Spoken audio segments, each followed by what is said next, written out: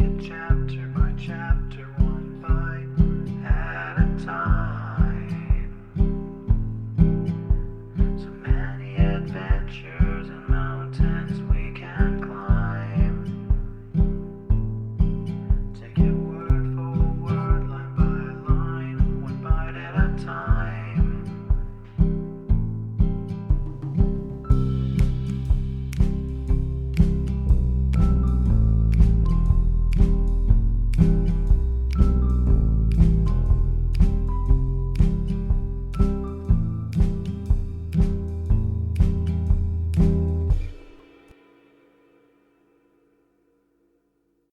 Welcome to Bite at a Time Books, where we read you your favorite classics one bite at a time.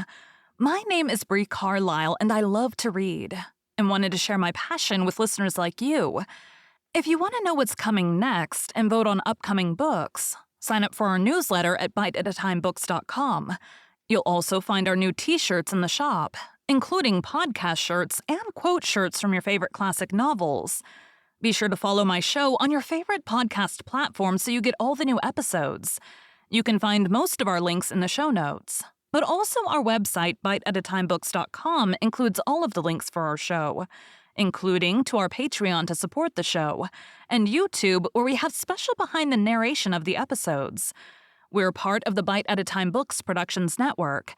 If you'd also like to hear what inspired your favorite classic authors to write their novels, and what was going on in the world at the time, check out the Bite at a Time Books Behind the Story podcast, wherever you listen to podcasts. Please note, while we try to keep the text as close to the original as possible, some words have been changed to honor the marginalized communities who've identified the words as harmful, and to stay in alignment with Bite at a Time Books' brand values. Today we'll be continuing Great Expectations by Charles Dickens. Chapter 45. Turning from the Temple Gate as soon as I had read the warning, I made the best of my way to Fleet Street, and there got a late hackney chariot and drove to the Hummins in Covent Garden. In those times, a bed was always to be got there at any hour of the night, and the chamberlain, letting me in at his ready wicket, lighted the candle next in order on his shelf, and showed me straight into the bedroom next in order on his list. It was a sort of vault on the ground floor at the back, with a despotic monster of a four-post bedstead in it, straddling over the whole place, putting one of his arbitrary legs into the fireplace and another into the doorway, and squeezing the wretched little washing-stand in quite a divinely righteous manner. As I had asked for a nightlight, the chamberlain had brought me in, before he left me, the good old constitutional rushlight of those virtuous days, an object like the ghost of a walking cane, which instantly broke its back if it were touched, which nothing could ever be lighted at, and which was placed in solitary confinement at the bottom of a high tin tower, perforated with round holes that made a staringly wide-awake pattern on the walls. When I had got into bed and lay there footsore, weary and wretched, I found that I could no more close my own eyes than I could close the eyes of this foolish Argus, and thus, in the gloom and death of the night, we stared at one another. What a doleful night. How anxious, how dismal, how long. There was an inhospitable smell in the room of cold soot and hot dust, and as I looked up into the corners of the tester over my head, I thought what a number of bluebottle flies from the butcher's and earwigs from the market, and grubs from the country must be holding up there, lying by for next summer. This led me to speculate whether any of them ever tumbled down, and then I fancied that I felt light falls on my face, a disagreeable turn of thought, suggesting other and more objectionable approaches at my back. When I had lain awake a little while, those extraordinary voices with which silence teems began to make themselves audible. The closet whispered, the fireplace sighed, the little washing-stand ticked, and one guitar string played occasionally in the chest of drawers. At about the same time, the eyes on the wall acquired a new expression, and in every one of those staring rounds I saw written, "Don't go home." Whatever night fancies and night noises crowded on me, they never warded off this "don't go home." It plated itself into whatever I thought of, as a bodily pain would have done. Not long before, I had read in the newspapers how a gentleman unknown had come to the Hummums in the night, and had gone to bed and had destroyed himself and had been found in the morning weltering in blood. It came into my head that he must have occupied this very vault of mine, and I got out of bed to assure myself that there were no red marks about, then opened the door to look out into the passages and cheer myself with the companionship of a distant light, near which I knew the chamberlain to be dozing. But all this time, why I was not to go home, and what had happened at home, and when I should go home, and whether Provis was safe at home, were questions occupying my mind so busily that one might have supposed there could be no more room in it for any other theme. Even when I thought of Estella and how we had parted that day forever, and when I recalled all the circumstances of our parting and all her looks and tones and the action of her fingers while she knitted, even then I was pursuing, here and there and everywhere, the caution, "Don't go home."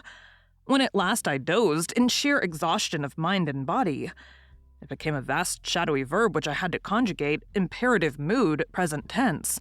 Do not thou go home. Let him not go home, let us not go home. Do not ye or you go home, let not them go home. Then, potentially, I may not and I cannot go home, and I might not, could not, would not, and should not go home, until I felt that I was going distracted and rolled over on the pillow and looked at the staring rounds upon the wall again. I had left directions that I was to be called at 7, for it was plain that I must see Wemmick before seeing anyone else, and equally plain that this was a case in which his walrus sentiments only could be taken. It was a relief to get out of the room where the night had been so miserable, and I needed no second knocking at the door to startle me from my uneasy bed. The castle battlements arose upon my view at 8 o'clock, the little servant happening to be entering the fortress with 2 hot rolls. I passed through the postern and crossed the drawbridge in her company, and so came without announcement into the presence of Wemmick as he was making tea for himself and the aged. An open door afforded a perspective view of the aged in bed. "Hello, Mr. Pip," said Wemmick. "You did come home, then?" "Yes," I returned, "but I didn't go home." "That's all right," said he, rubbing his hands. "I left a note for you at each of the temple gates on the chance. Which gate did you come to?" I told him. "I'll go round to the others in the course of the day and destroy the notes," said Wemmick. "It's a good rule never to leave documentary evidence if you can help it, because you don't know when it may be put in. I'm going to take a liberty with you. Would you mind toasting the sausage for the aged P?" I said I should be delighted to do it. "Then you can go about your work, Marianne," said Wemmick to the little servant. "Which leaves us to ourselves, don't you see, Mr. Pip?" he added, winking as she disappeared. I thanked him for his friendship and caution, and our discourse proceeded in a low tone while I toasted the aged sausage and he buttered the crumb of the aged's roll. "Now, Mr. Pip, you know," said Wemmick, "you and I understand one another. We are in our private and personal capacities, and we've been engaged in a confidential transaction before today. Official sentiments are one thing. We are extra-official." I cordially assented. I was so very nervous that I had already lighted the aged sausage like a torch and been obliged to blow it out. "I accidentally heard yesterday morning," said Wemmick, "being in a certain place where I once took you. Even between you and me, it's a well not to mention names when avoidable." "Much better not," said I. "I understand you." "I heard there by chance yesterday morning," said Wemmick, "that a certain person not altogether of uncolonial pursuits, and not unpossessed of portable property, I don't know who it may really be, we won't name this person." "Not necessary," said I, "had made some little stir in a certain part of the world where a good many people go, not always in gratification of their own inclinations and not quite irrespective of the government expense." And watching his face, I made quite a firework of the aged sausage, and greatly discomposed both my own attention and Wemmick's, for which I apologized. "By disappearing from such place and being no more heard of thereabouts, from which," said Wemmick, "conjectures had been raised and theories formed. I also heard that you at your chambers in Garden Court Temple had been watched, and might be watched again." "By whom?" said I. "I wouldn't go into that," said Wemmick evasively. "It might clash with official responsibilities. I heard it as I have in my time heard other curious things in the same place. I don't tell it you on information received, I heard it." He took the toasting fork and sausage from me as he spoke, and set forth the aged's breakfast neatly on a little tray. previous to placing it before him, he went into the aged's room with a clean white cloth, and tied the same under the old gentleman's chin, and propped him up and put his nightcap on one side, and gave him quite a rakish air. Then he placed his breakfast before him with great care and said, "All right, ain't you, Aged P?" To which the cheerful aged replied, "All right, John, my boy, all right." As there seemed to be a tacit understanding that the aged was not in a presentable state, and was therefore to be considered invisible, I made a pretense of being in complete ignorance of these proceedings. This watching of me at my chambers, which I have once had reason to suspect, I said to Wemmick when he came back, is inseparable from the person to whom you have adverted, isn't it? Wemmick looked very serious. "I couldn't undertake to say that of my own knowledge. I couldn't undertake to say it was at first, but it either is or it will be, or it's in great danger of being." As I saw that he was restrained by fealty to Little Britain from saying as much as he could, and as I knew with thankfulness to him how far out of his way he went to say what he did, I could not press him. But I told him, after a little meditation over the fire, that I would like to ask him a question, subject to his answering or not answering as he deemed right, and sure that his course would be right. He paused in his breakfast, and crossing his arms and pinching his shirt sleeves. His notion of indoor comfort was to sit without any coat. He nodded to me once to put my question. "You have heard of a man of bad character whose true name is Compeyson?" He answered with one other nod. "Is he living?" One other nod. "Is he in London?" He gave me one other nod, compressed the post office exceedingly, gave me one last nod, and went on with his breakfast. "Now," said Wemmick, "questioning being over," which he emphasized and repeated for my guidance, "I come to what I did after hearing what I heard. I went to Garden Court to find you. Not finding you, I went to Clarriker's to find Mr. Herbert." "And him you found?" said I with great anxiety. "And him I found, without mentioning any names or going into any details. I gave him to understand that if he was aware of anybody, Tom, Jack, or Richard being about the chambers, or about the immediate neighborhood, he had better get Tom, Jack, or Richard out of the way while you were out of the way." He would be greatly puzzled what to do. He was puzzled what to do. Not the less because I gave him my opinion that it was not safe to try to get Tom, Jack, or Richard too far out of the way at present. Mr. Pip, I'll tell you something. Under existing circumstances, there is no place like a great city when you are once in it. Don't break cover too soon. Lie close, wait till things slacken before you try the open, even for foreign air.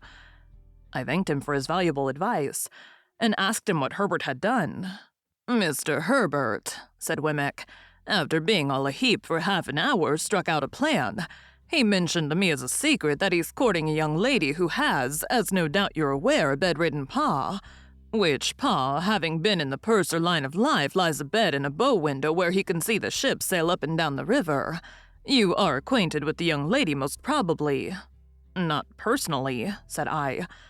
The truth was that she had objected to me as an expensive companion who did Herbert no good, and that when Herbert had first proposed to present me to her, she had received the proposal with such very moderate warmth that Herbert had felt himself obliged to confide the state of her case to me, with a view to the lapse of a little time before I made her acquaintance. When I had begun to advance Herbert's prospects by stealth, I had been able to bear this with cheerful philosophy.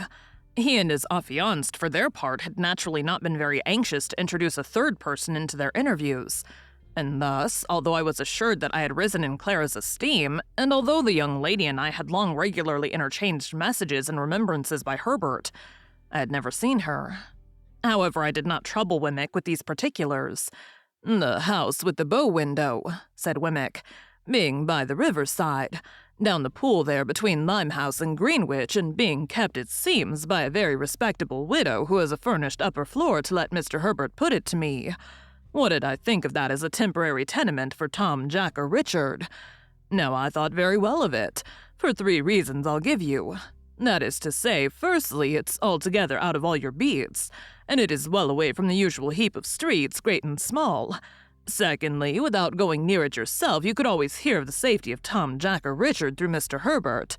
Thirdly, after a while, and when it might be prudent, if you should want to slip Tom, Jack, or Richard on board a foreign pack-boat, there he is, ready."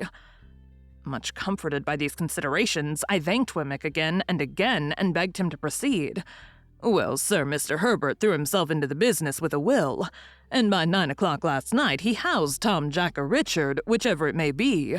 You and I don't want to know, quite successfully. At the old lodgings, it was understood that he was summoned to Dover, and in fact he was taken down the Dover road and cornered out of it. Now another great advantage of all this is that it was done without you, and when, if anyone was concerning himself about your movements, you must be known to be ever so many miles off and quite otherwise engaged. This diverts suspicion and confuses it, and for the same reason I recommended that, even if you came back last night, you should not go home.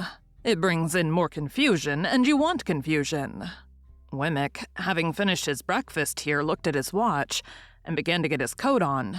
"And now, Mr. Pip," said he, with his hand still in the sleeves, "I have probably done the most I can do, but if I can ever do more, from a Walworth point of view and in a strictly private and personal capacity, I shall be glad to do it. Here's the address.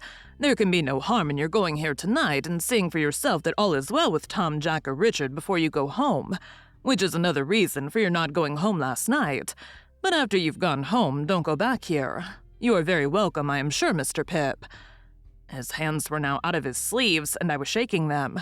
"And let me finally impress one important point upon you." He laid his hands upon my shoulders and added in a solemn whisper, "Avail yourself of this evening to lay hold of his portable property. You don't know what may happen to him. Don't let anything happen to the portable property." Quite despairing of making my mind clear to Wemmick on this point, I forbore to try. "Time's up," said Wemmick, "and I must be off if you had nothing more pressing to do than keep here till dark. That's what I should advise. You look very much worried, and it would do you good to have a perfectly quiet day with the aged. He'll be up presently, and a little bit of— You remember the pig?" "Of course," said I. "Well, and a little bit of him. That sausage you toasted was his, and he was in all respects a first-rater. Do try him if it is only for old acquaintance' sake. Goodbye, aged parent," in a cheery shout. "All right, John, all right, my boy," piped the old man from within. I soon fell asleep before Wemmick's fire, and the aged and I enjoyed one another's society by falling asleep before it more or less all day. We had loin of pork for dinner, and greens grown on the estate, and I nodded at the aged with a good intention whenever I failed to do it drowsily. When it was quite dark, I left the aged preparing the fire for toast, and I inferred from the number of teacups as well as from his glances at the two little doors in the wall that Miss Skiffins was expected. Thank you for joining Bite at a Time Books today, while we read a bite of one of your favorite classics. Again, my name is Bree Carlile, and I hope you come back tomorrow for the next bite of Great Expectations. Don't forget to sign up for our newsletter at biteatatimebooks.com and check out the shop. You can check out the show notes or our website, biteatatimebooks.com, for the rest of the links for our show. We'd love to hear from you on social media as well.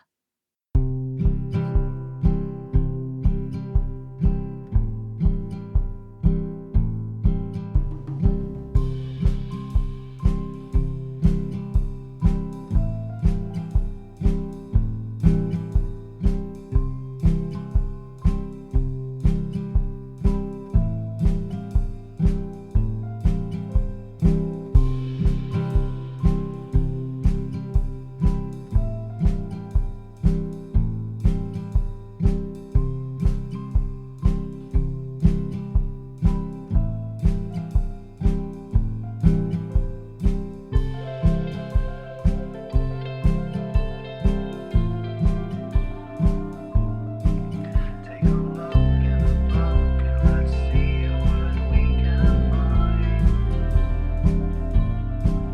Take it chapter by chapter, one bite at a time. So many adventures and mountains we can climb. Take it word for word, line by line, one bite at a time.